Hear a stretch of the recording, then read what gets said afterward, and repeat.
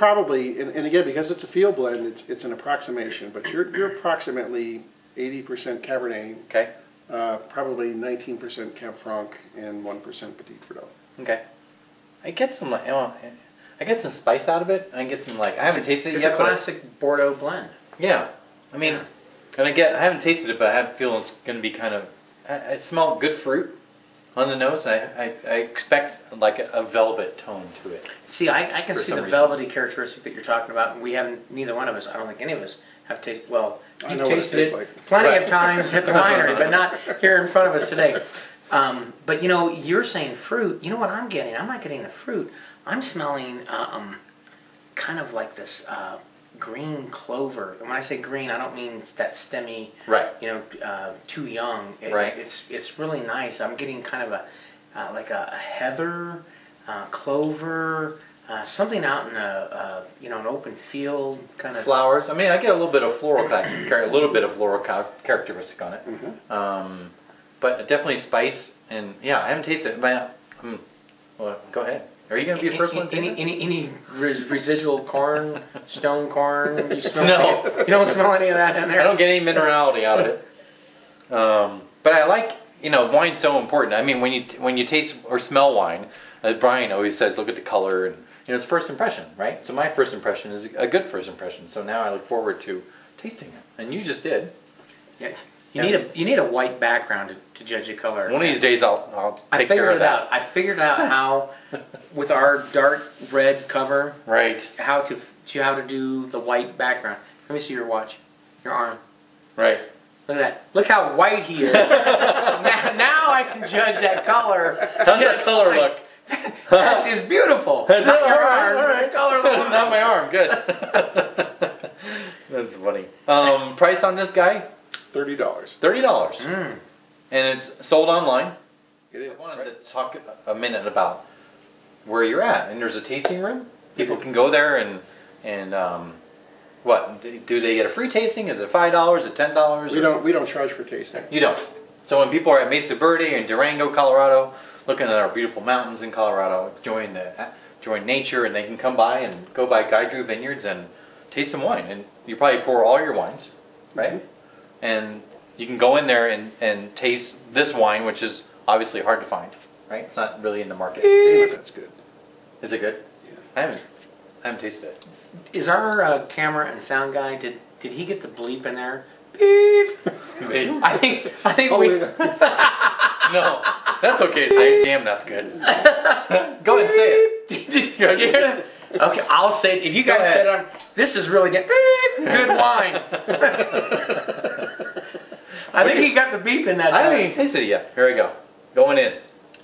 Now there's something else about this wine that, you know, and as you taste it, you know, I'm going to throw you some hints.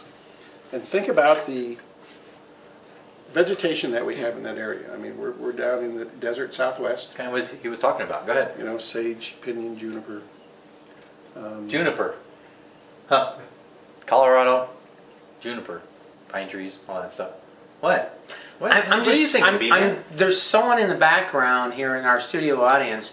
We have an audience now. We have like 15 people back there. They're trying to say something, so I'm just trying to make it out, but couldn't quite get it. Anyway, forget about that right now. It's hard for me to forget because she's very pretty. Right. Yeah. And that's for our eyes only. There's a James Bond movie. We were talking about that actually before. Quantum of Solace. Don't go see it. Don't even rent it. It's a really bad movie. That's my opinion. Anyway. Oh, this is the wine show. This isn't the movie show. I know. Well, who knows what it's going to turn into be. It's always going to be a wine show. But food. What do you think? Pass? No. Okay. Well, we get the option I feel like to pass. Matthews. We got an option to pass on these questions. I'm going to do a whole boneless rib roast on the grill with rosemary and Asiago cheese and smoke. I so see the rosemary and cheese. Wow. Wow. I want to do that, and I was going to say pizza. That sounds so much better. I'm gonna say duck. We're gonna go eat right now. I like the duck aspect, and I so agree with you. And the pizza, hey, I can do that too. What kind of pizza? What kind of duck? Peking? Goose. With that orange, those little orange shavings on it? I don't think so. No? I just like the richness of the duck. I think it would match up well with this. Because I think this is kind of a rich wine. Not like Zin, but it has some richness to it on the palate. You know what? I'm going to change the food question here. Okay. And I'm going to ask a different question. This is your flagship. Flagship because it's your favorite of all the wines, because it's the one you sell the most of. It's the one that most people say that's the best wine you make. Why is this your flagship? Because it is the best wine I make in a given vintage, and that's my opinion. I mean, some people might think that our Petit Verdot was so much better, but I mean, everybody likes different things. Right. You like potatoes. See, that was your opinion, but no one asked me like for my opinion, and mine is it's the Cab Franc. Are you kidding me? That Cab Franc is That's more your style. Well, actually, I personally don't care for Cab Franc all that much. Well, okay. His Cab Franc is off the chain, might as they say. Might just be the best I've ever had. And this wine, you would rate what? I'm going to give it. Sorry, man. I'm going to be honest. 88. 88 points? Yeah. Yeah. I'm going to say 89 points. And Guy Drew is going to say. I'm going to say 92, but you need to drink it in half an hour.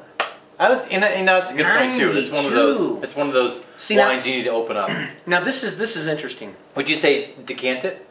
Oh, without a doubt, yeah. Okay. But now, if our viewers are watching, and I know we don't have all these segments together with Drew, right? But with Mr. Drew, if we had Guy's all of his shows together, right? And we we can do that.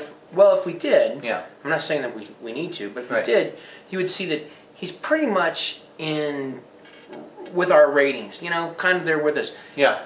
And you and I like way lowballed this compared 92 he just gave this. Right. Well, he knows it better than us. And it is one of those wines, sometimes it's hard to rate it. Sometimes, I have to admit, it's hard to rate a wine when you just open it, and there are wines we have an hour later and it's like, wow, this is maybe a little bit better. But we're here experience knowing that this wine is going to improve when it opens up. Right. Exactly. And so we just pulled the cork on this. So I'm telling you, our viewers, that okay, maybe our judgment on this isn't. Yeah. The key thing to remember here is that we both like the wine. Absolutely. And that's what it really comes down to. And there's something said about buying, a wine that, he only produces 100 and so cases. And that's kind of cool. Buying a wine that there's only a little bit of, Mm-hmm. I mean, you can enjoy it with your friends or at the holidays and stuff like that. And you can tell the story a little bit. And then when you're down in the area, you can go and visit the beautiful country of... You certainly can. Southwestern Colorado. So speaking of stories, and buy Colorado wine. That's what I say. And the production quantities. You were saying we have how many cases made? There was about 180 cases. 180 cases of Guy Drew, of their flagship, and the Matate. Okay, Matate is the flagship. So you can see that very little is made.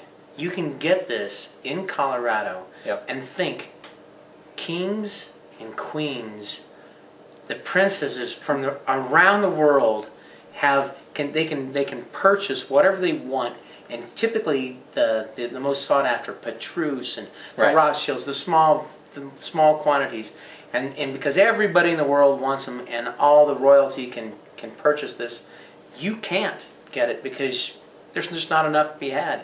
But this, you can get. There are gems in Colorado, right? Yeah. Wine gems. I mean, and people really have to support the Colorado wine industry because it's a huge industry. And Guy Drew does a great job. And I said, what did I say? 89 points? Is that what I said? I have to check the film. What did you say? 88? I'm saying buy the wines, the wine of kings and the king of wines. There you go. Yes. And I say go visit GuyDrewVineyards.com and buy some wine, like Brian said. Because you know what? I'm Keith. I'm Brian. And this is Guy Drew. And we are DenverWineGuys.com. Thanks a lot, and we'll see you again very soon.